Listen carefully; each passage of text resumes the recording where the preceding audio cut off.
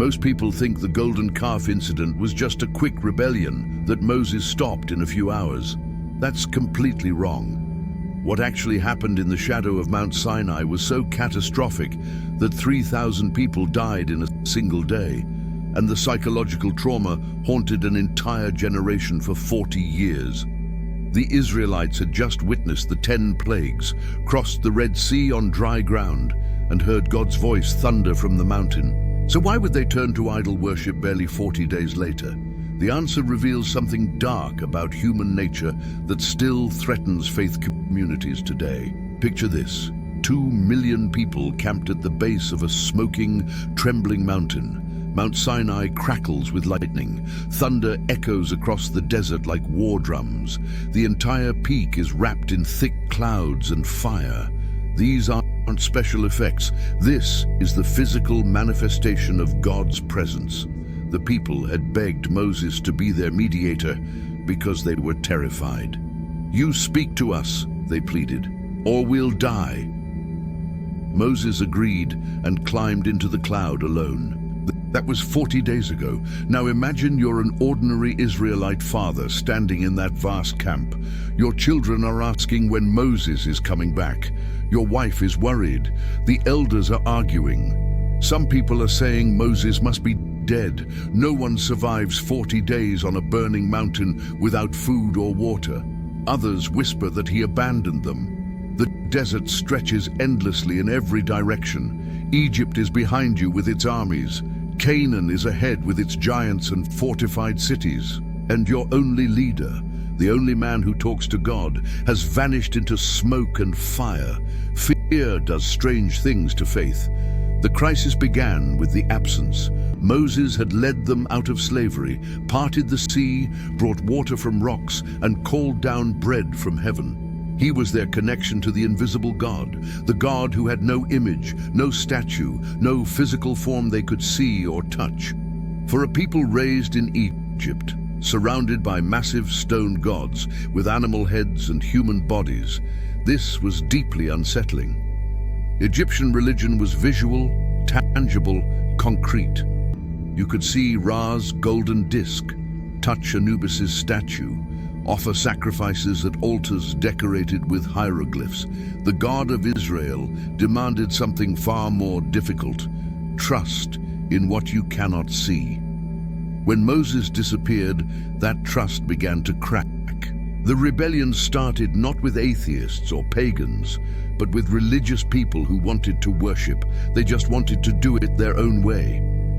They gathered around Aaron, Moses' own brother, the high priest. These weren't random troublemakers. These were tribal leaders, heads of families, men who had witnessed every miracle from Egypt to Sinai. They made their demand: "Come, make us gods who will go before us."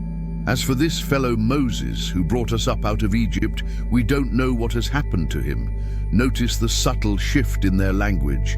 This fellow Moses, not our leader Moses or God's servant Moses. They were already distancing themselves, rewriting the narrative. And they didn't say, "Make us idols instead of God." They said, "Make us gods who will go before us," gods to lead them, to be visible, to be controllable. Aaron faced an impossible choice: refuse and risk a violent uprising that could tear apart the entire community. Agree and betray everything his brother Moses stood for. He chose what seemed like the middle path, a decision that would haunt him for the rest of his life. "Take off the gold earrings that your wives, your sons, and your daughters are wearing," Aaron announced, "and bring them to me." Here's what's shocking. They responded immediately. No hesitation, no debate. Families removed their gold jewelry, earrings that had probably been taken from Egyptian homes during the Exodus, wealth they'd carried through the Red Sea, precious metals they'd saved for their future. They stripped it off and brought it to Aaron willingly. The text says all the people participated. This wasn't a small faction. This was a mass movement. Think about what that gold represented. These earrings were their life savings, their children's inheritance, their security in an uncertain world. Gold was currency, dowry, emergency fund. They were literally melting down their future to create a god they could control. The irony is devastating. They were so afraid of an uncertain future without Moses that they destroyed their financial security to build a false sense of spiritual security. Aaron collected the gold and began the construction. He took the earrings, melted them in a furnace, and fashioned them with a tool into the shape of a calf, a young bull. Why a calf? Because in Egyptian religion, the apis bull represented strength, fertility, and divine power. The calf was also associated with Canaanite deities like Baal. This wasn't random artistic choice. Aaron was deliberately crafting something familiar, something that connected to the religious imagery these people had known all their lives. The golden calf emerged from the mold, gleaming in the desert sun. It stood perhaps 3 or 4 feet tall, solid gold, catching the light with every angle. It was beautiful, it was tangible, it was there, and the people lost their minds. "These are your gods, Israel, who brought you up out of Egypt," they shouted. "Not this is a representation of God. Not this is a symbol to help us worship." They literally attributed their rescue from slavery to a statue they'd made themselves 10 minutes ago. The psychological break from reality was complete. They were staring at melted jewelry and calling it their creator. Aaron saw the frenzy and made another catastrophic decision. Instead of stopping it, he tried to redirect it. He built an altar in front of the calf and announced, "Tomorrow there will be a festival to the Lord." He used God's covenant name, Yahweh, as if this idol worship could somehow honor the true God, as if you could worship the invisible creator through a golden statue, as if you could keep 1 foot in Egypt's religion and 1 foot in God's covenant. You can't. The next morning arrived with terrible energy. The people rose early, earlier than they'd ever risen for prayer or worship or obedience. They brought burnt offerings and fellowship offerings to the golden calf. They laid sacrifices before the statue, performing all the rituals they'd seen in Egypt, all the ceremonies they'd been forbidden to practice.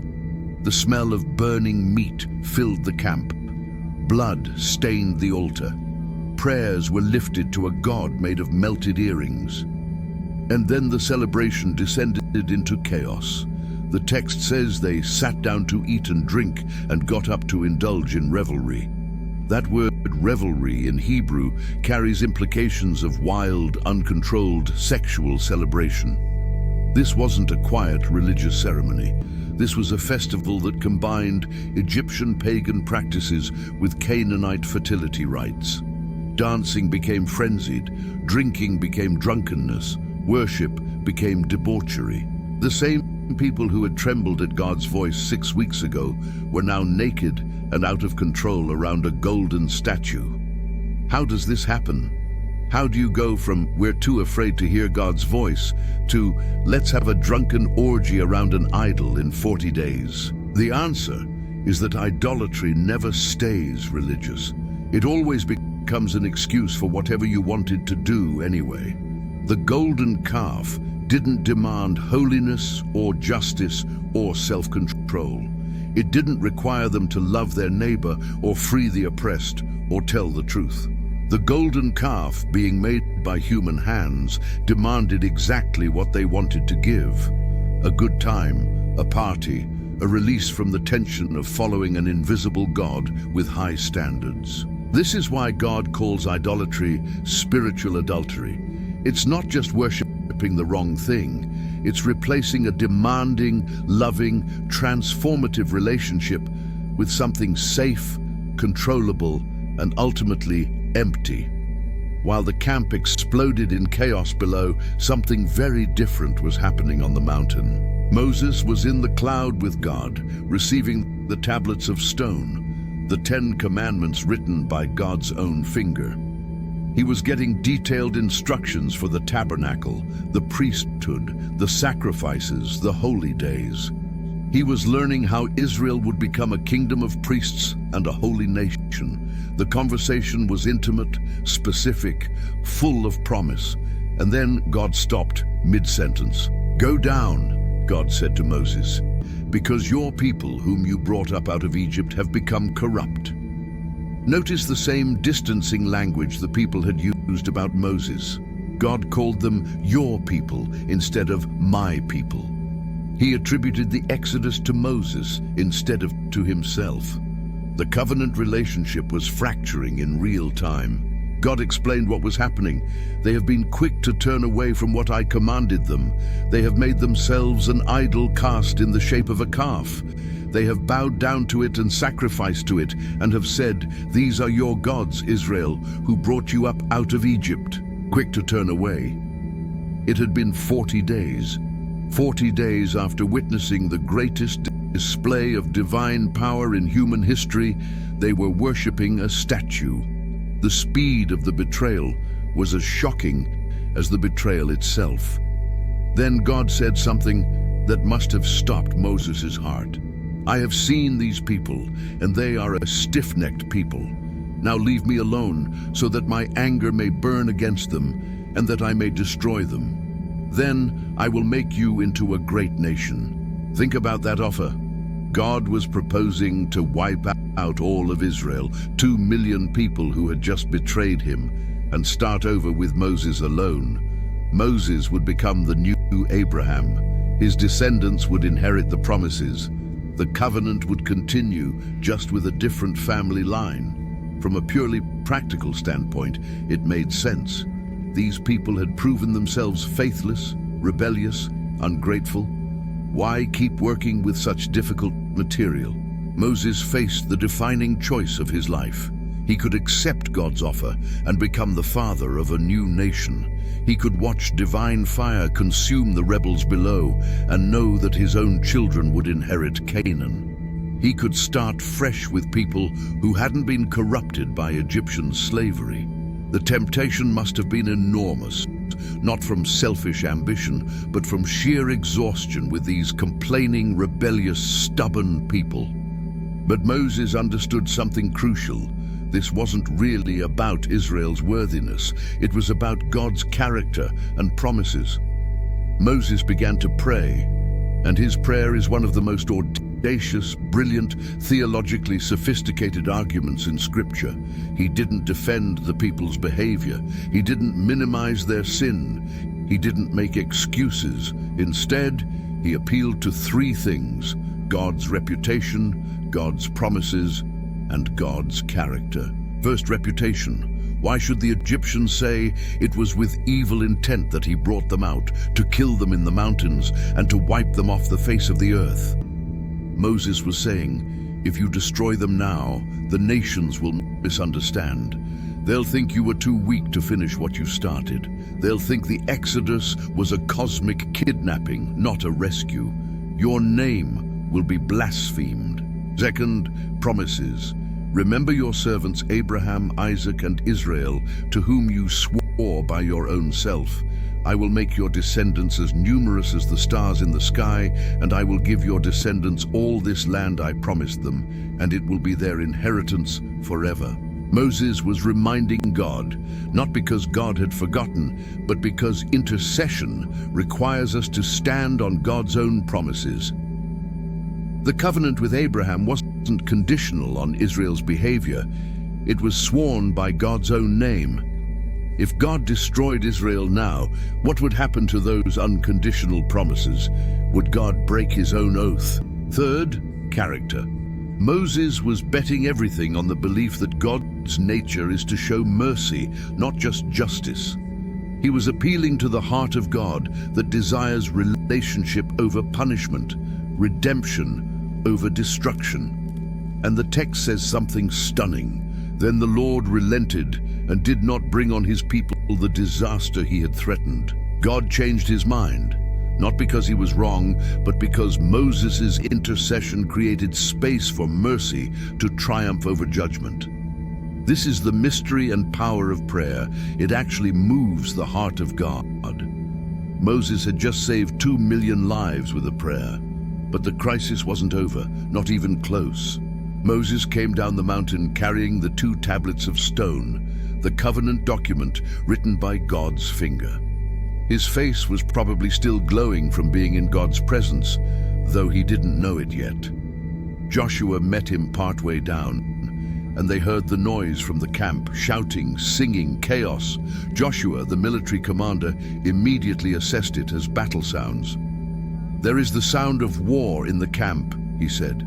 But Moses, who knew what had happened, corrected him. "It is not the sound of victory. It is not the sound of defeat. It is the sound of singing that I hear." As they approached the camp, the scene came into full view. The golden calf stood gleaming on its altar. People were dancing around it, dancing in ways that would have been forbidden in any decent gathering. The smell of burnt offerings mixed with the smell of wine and sweat. Tribal leaders, who should have been maintaining order, were participating in the chaos. Children were watching their parents worship a statue.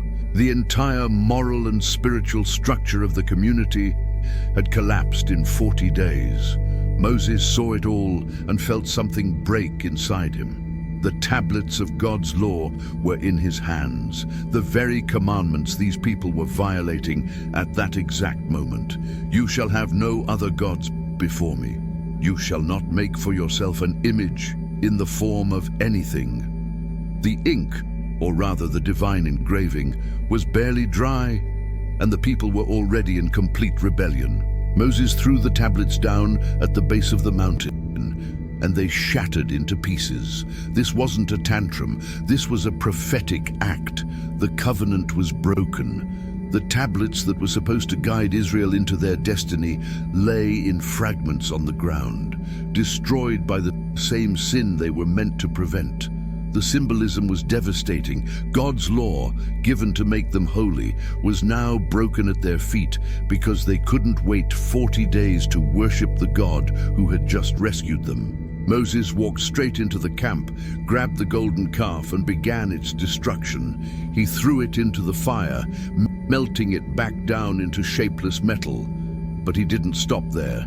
He ground the gold into powder, scattered it on the water supply, and made the Israelites drink it. Think about the symbolism.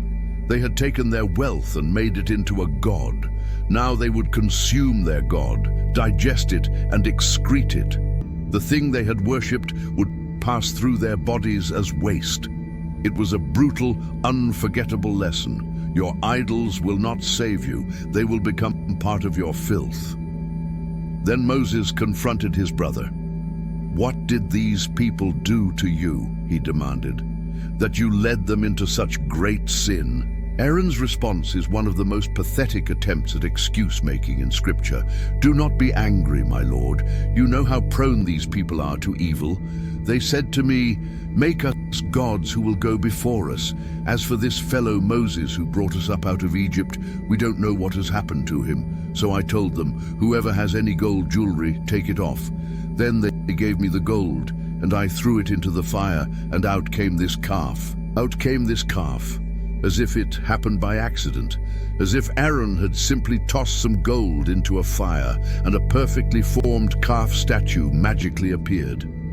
He was lying to Moses' face, refusing to take responsibility for his role in the disaster. The high priest, the spiritual leader, was blaming the people and claiming the idol made itself. Moses must have felt the weight of complete betrayal. His own brother, the man appointed to lead worship, had facilitated idolatry and was now lying about it. But there was no time for a family confrontation. The entire camp was out of control, and enemies were watching. The text says Israel had become a laughingstock to their enemies.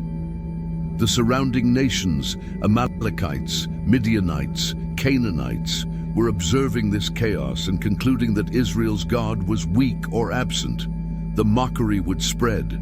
Israel's testimony was being destroyed. Moses stood at the entrance to the camp and shouted a challenge that would determine the future of the nation.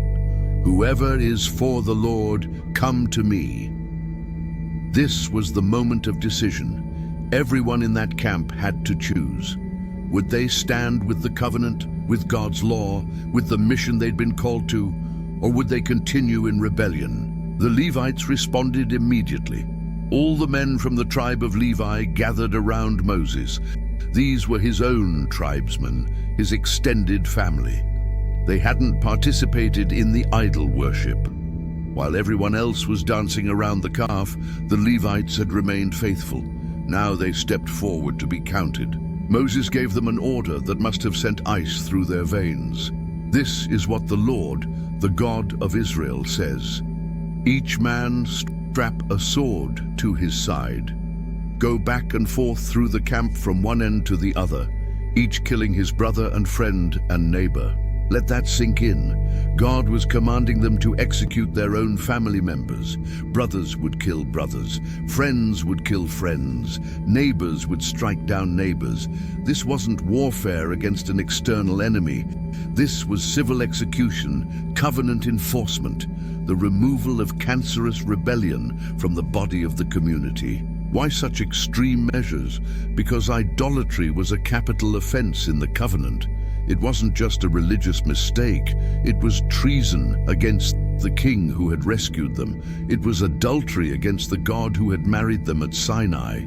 It was the one sin that, if left unchecked, would destroy the entire mission. Israel was called to be different from every nation on earth, to show the world what it looked like when the true God ruled a people. Idolatry made them identical to Egypt and Canaan. It erased their purpose. And there was another factor. Justice and mercy had to be balanced.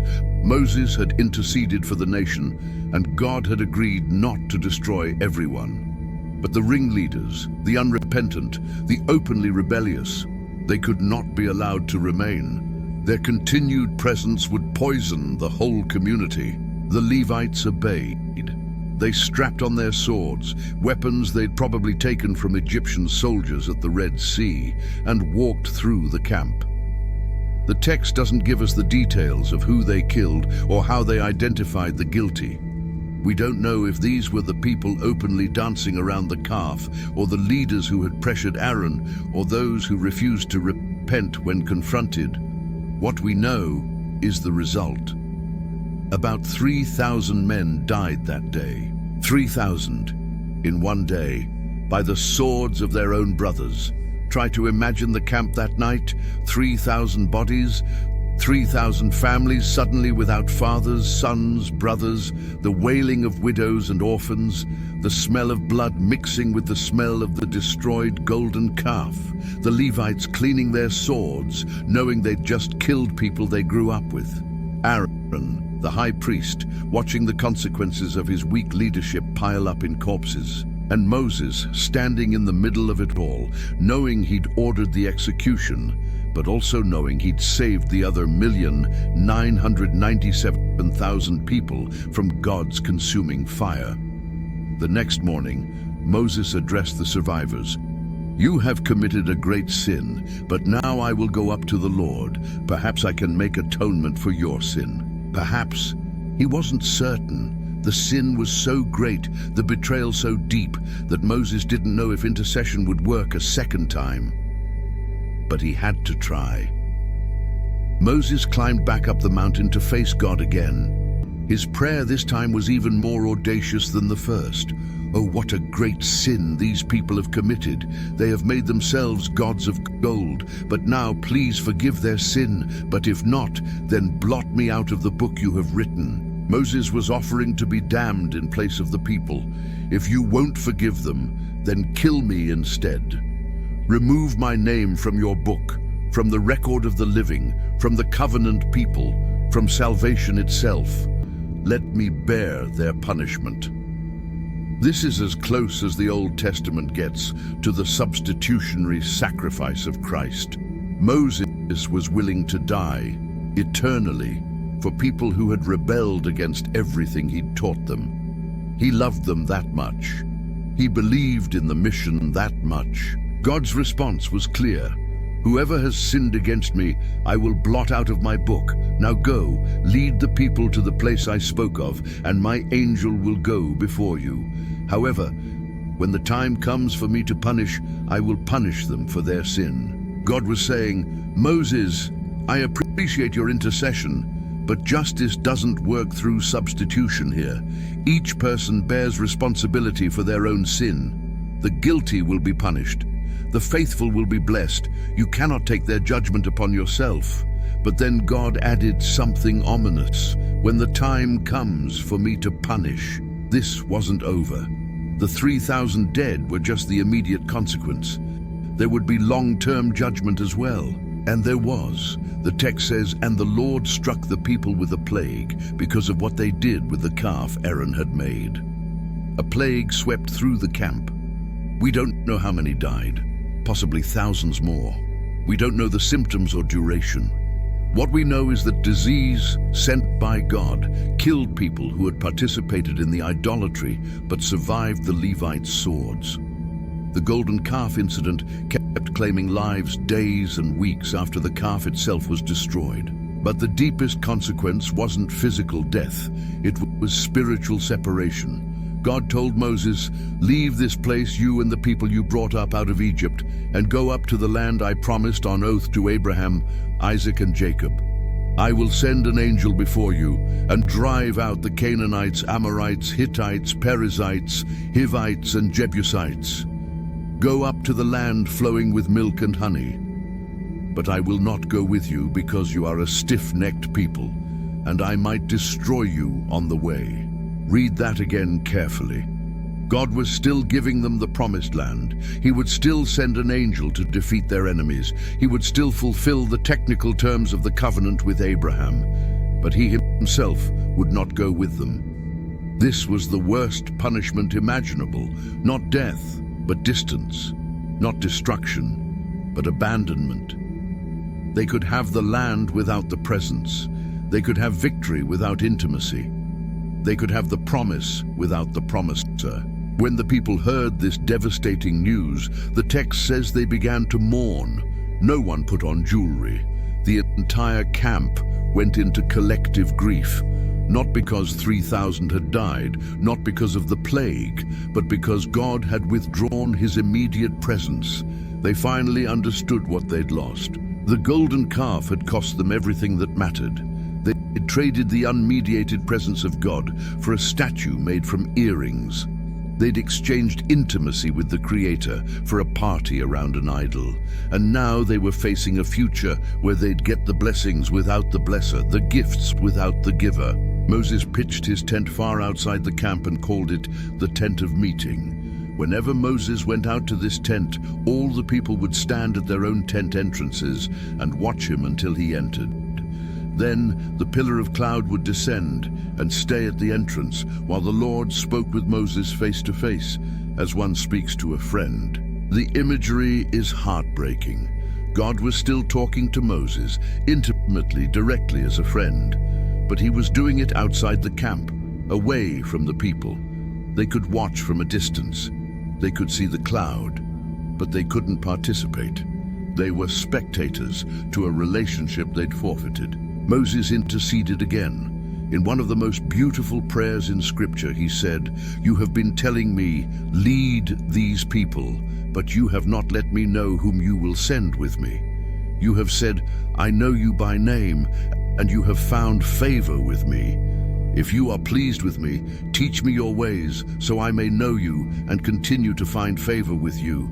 Remember that this nation is your people." Moses was pushing back on God's language. "You keep calling them these people, or the people Moses brought out of Egypt," Moses said. "But they're your people. You chose them. You rescued them. You made covenant with them.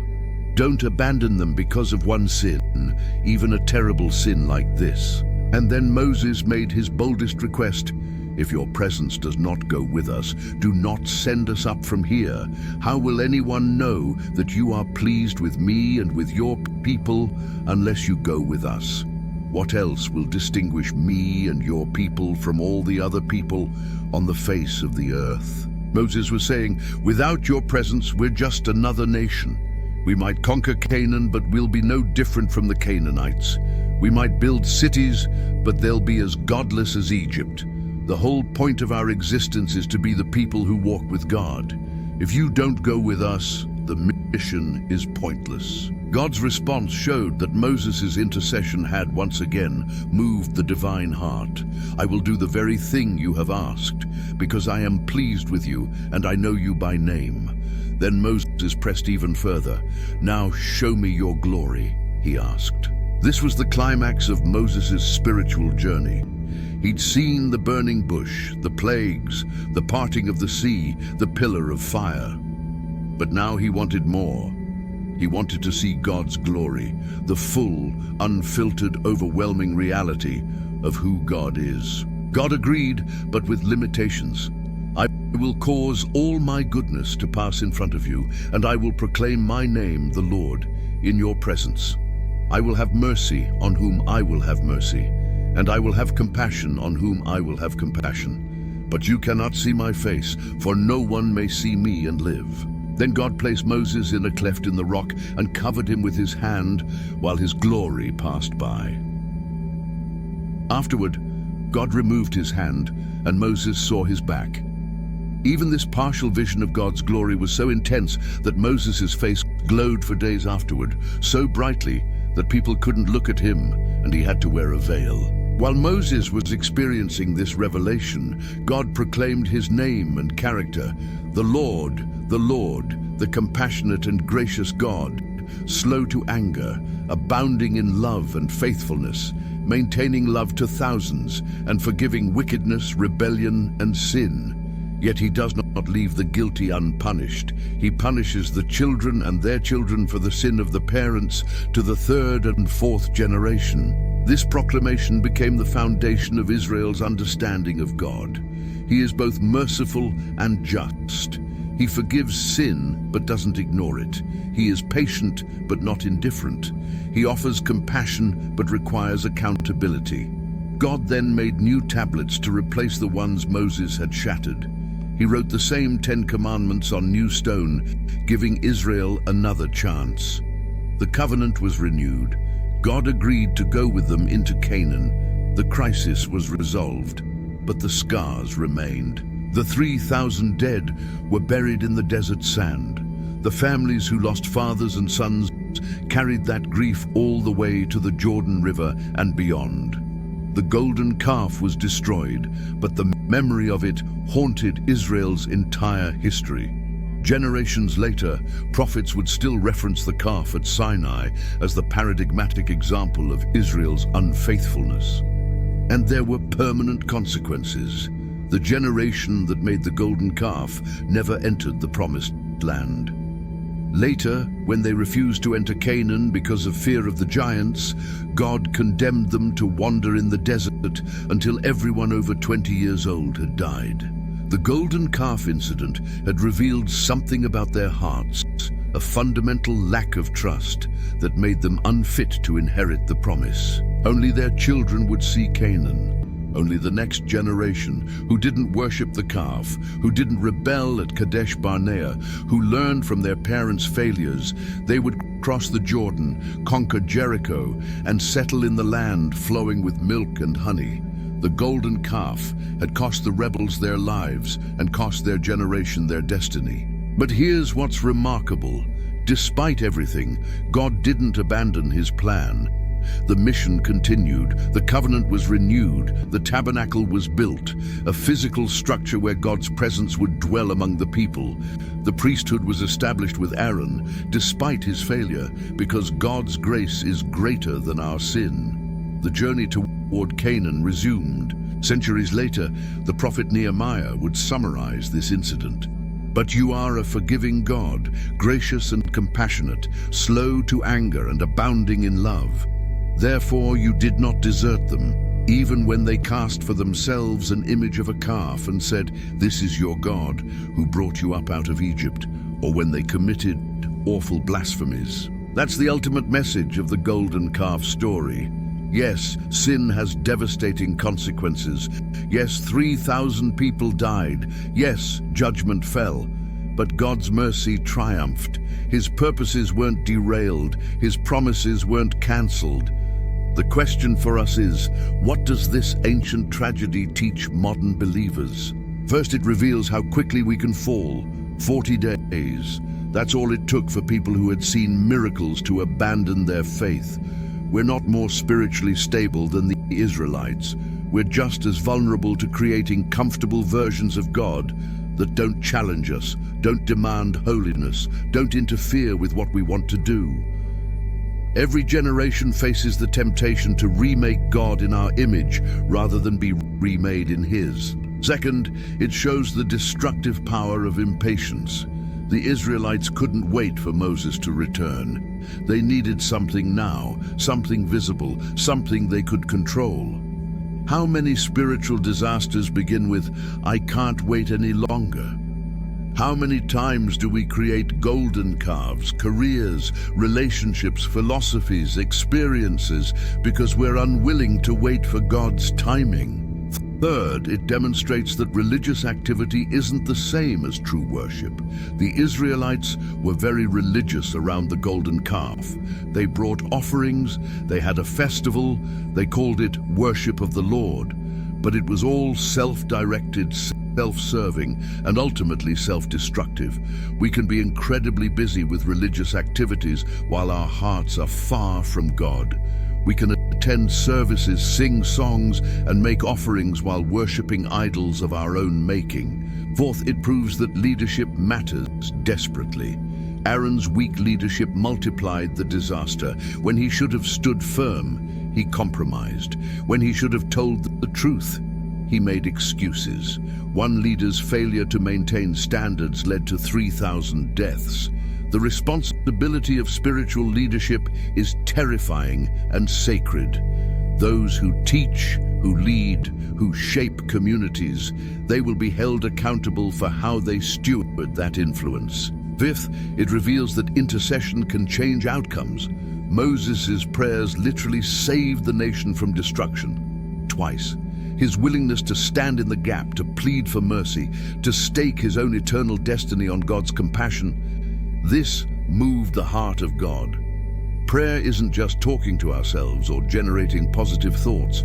It's engaging with the God who responds, who listens, who can be moved by faithful intercession. Sixth, it shows that God's presence is more valuable than any blessing. The Israelites could have had the promised land without God's presence, military victories, agricultural abundance, political success, all without intimacy with the divine. Moses rejected that option completely. What good is blessing without the blesser? What value is success if God isn't with us? The Christian life isn't about accumulating blessings. It's about knowing and walking with God. Finally, it teaches that judgment and mercy coexist in God's character. The golden calf incident shows both. 3,000 died. That's judgment. The nation survived. That's mercy. The covenant was broken and then renewed. That's both. God doesn't wink at sin, but He doesn't delight in punishment either. He is simultaneously just and merciful, holy and compassionate, righteous and gracious. The 3,000 rebels of the golden calf lost their lives in the desert because they exchanged the glory of the immortal God for an image shaped like a calf. They traded relationship for ritual, presence for performance, intimacy for idolatry. And they learned too late that you cannot worship the Creator and the creation. You cannot serve God and golden calves. You cannot have covenant intimacy while entertaining spiritual adultery. Their deaths were tragic but necessary. Necessary to preserve the holiness of the community, to maintain the integrity of the covenant, to demonstrate that God's patience has limits. But their deaths were not the end of the story. The story continued with renewed covenant, restored relationship, and a new generation that would inherit the promise. That's the gospel hidden in this ancient tragedy.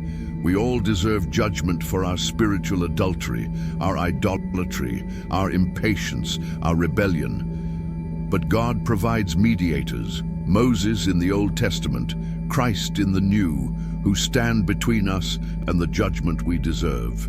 They intercede, they plead for mercy, and because of their intercession, we get covenant renewal instead of covenant destruction. The golden calf incident echoes across millennia as a warning and a hope.